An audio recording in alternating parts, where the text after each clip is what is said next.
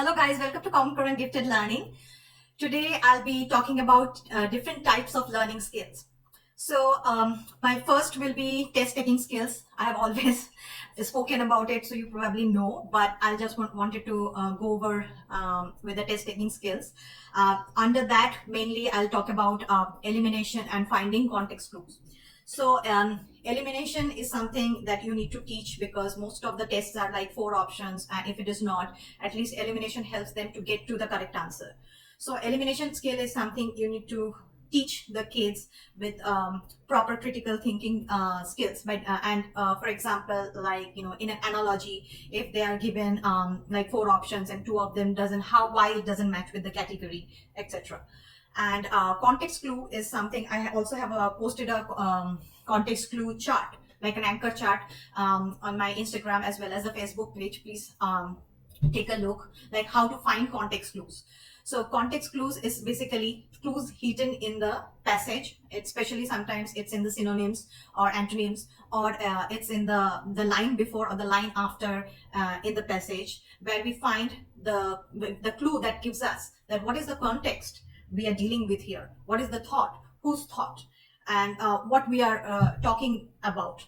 This helps us for a better comprehension, and this are the skills I'm talking about you need to teach your kids. So instead of teaching them, say, reading, writing, which is very linear, you need to give them the skills that they can self-teach eventually. Because for example, there will be always passages they don't know, there will be always some new things.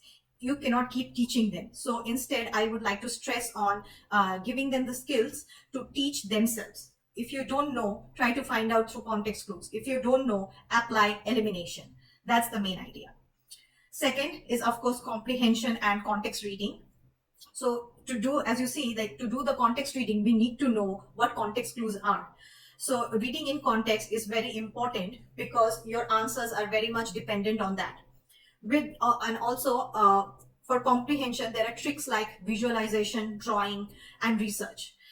What I mean is, suppose there is a passage which says, like, Egypt is located in north of this place, and the south we find this, and there were canals which branched into like small rivers and the Nile flows through here. So if there is a description like this, if your child is not that auditory or it doesn't know how to find the context clue or cannot visualize, I really recommend you to make them draw. Like, say, like the Egypt is right here, the north of Egypt is some like what is mentioned there, west, like just following the compass rose, and then also from there drawing how like Nile comes through a mainstream and then the branches out.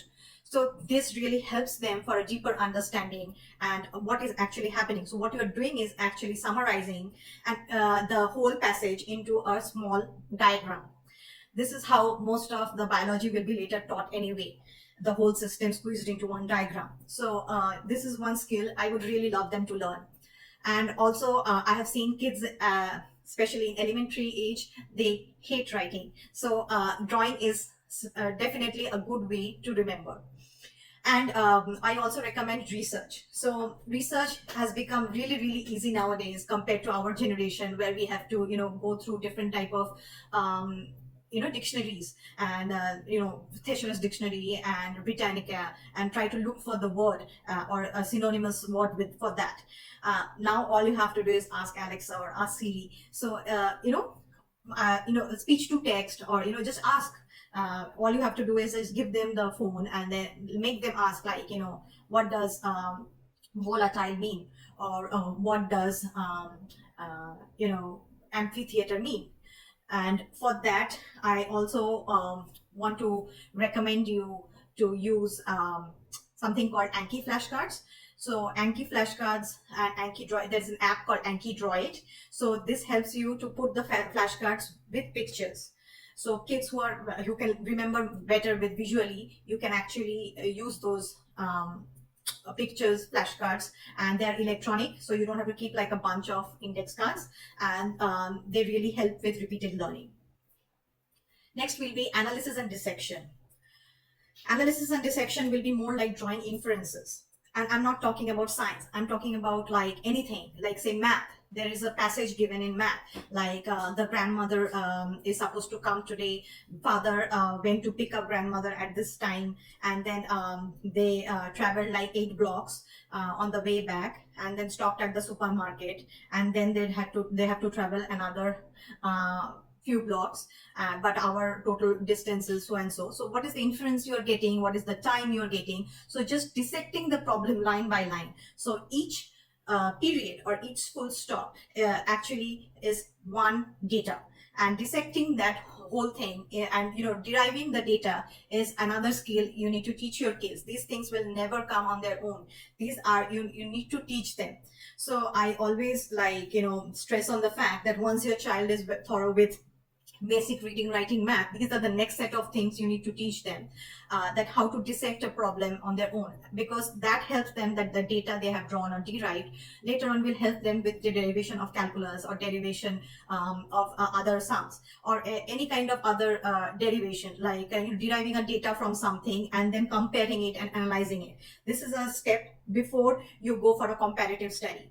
And I'll tell you why this is important, because without drawing the data and analyzing it, you won't be able to compare it with other subjects. So this will be a prelude before you start comparing things. Now, fourth is comparative study. Comparative study will be, and comparative study and patterning goes together. Now, if you notice, like most of the school system is very much linear. They teach you how to study linearly. And even the coaching centers I've seen, like when they're doing multiplication, they'll do multiplication. It's just they reverse it. Even though they're reversing it or into a division, it's still linear. I hope I make sense what I mean. I mean that the maximum study or learning happens, or the neural network starts connecting when you are comparing two subjects, and the maximum learning happens there. For example, if I am talking in about monuments, or I'm talking about a particular civilization and it's about history, then putting economics into that, or taking why those pyramids were so sturdy, because these were made in a, and there comes the area and perimeter formula, it's just combining two subjects together for a deeper learning, a comparative learning. And it is mostly about discussing and talking and trying to have that eye. So this needs to be taught, that what to look for in the and how to look and what you can compare with. Like for example, in Roman times, after there was like a fall of Roman Empire, there is they're talking history over here, where they diluted the value of money.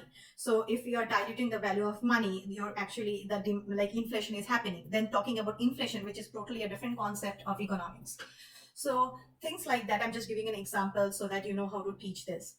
So this kind of crossover learning is very important. I just want to put things together. First is test taking skill. Second is comprehension and context clues. Third is analysis and dissection. And fourth is comparative study and patterning. So eventually what happens is the kid starts finding a total pattern in how things work across different subjects. And I promise you this will really come in handy, because anything when you are even not there and they don't need to self-teach something, this is going to really come in handy. And now they have tools also. They have YouTube, they have so many DIY books, they have so many apps. So resources are there, but the reason kids do not like to self-teach themselves, because they don't know, they don't have the tools of how to teach themselves. So with that, I conclude my video here. See you in the next one. Thank you.